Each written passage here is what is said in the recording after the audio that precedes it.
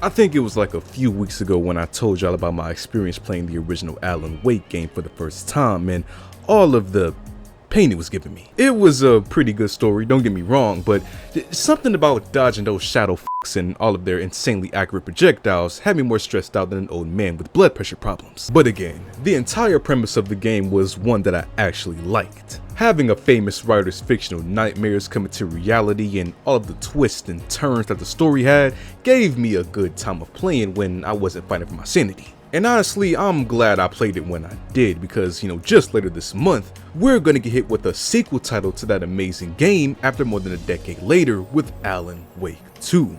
This upcoming game is supposed to pick up where the original left off only all these years later with the same protagonist and setting mixed with a bunch of new gameplay and characters.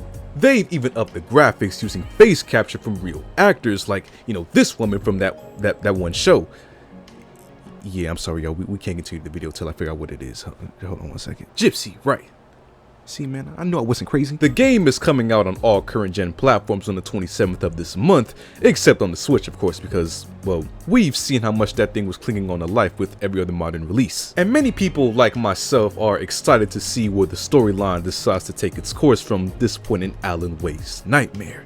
However, even though we're pretty uncertain on whether the story is going to be dope or not, one thing that players are now certain about is the performance of the game that they're going to receive on certain platforms of the game, or really I should say performance that they aren't going to receive.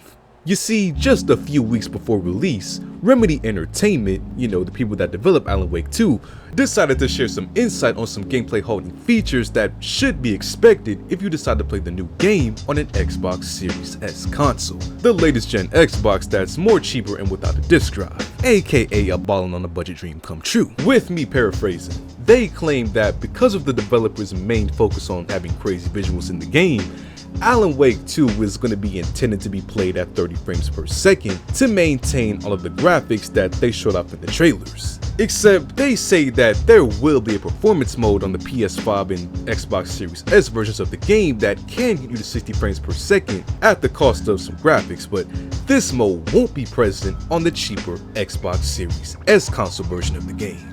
Which means that the Series S version will be locked at 30 frames per second without any option of, changing that. Now, me personally, I'm not a huge FPS head that's, too picky on a solid 60 frames per second for every game that I play.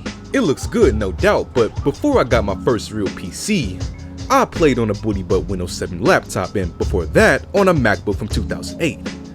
I learned to be grateful for a game even opening. So while an issue like this might not, be an issue for a person like me, I could understand why it could be for anyone that specifically plays modern games to get this type of performance. I mean, think about it. People spending hundreds of dollars on consoles and whatever the hell, these prices of the new games are, expecting to get a certain type of performance or, in this case, frame rate, is a right that they hold when deciding on what to buy. So, this news could rightfully upset any fan of the game. But even specifically for the Series S players, this news could come as more of a blow if you remember when the Series S console first dropped, how Microsoft advertised the console as a pretty close experience to the Xbox Series S counterpart. Only cheaper and all digital, yet we've had a plethora of games that's had to take a step back in performance because of the console's internal parts.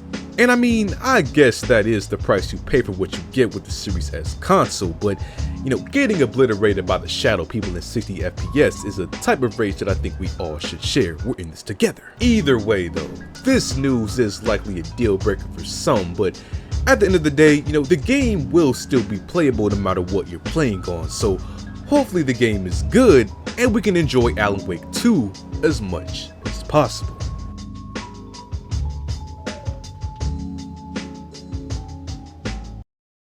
So what do you guys think about Alan Wake 2 and this news about 30 FPS, man? Feel free to comment down below. And as always, leave a like on the video, subscribe if you haven't already, and I'll see you on the next one.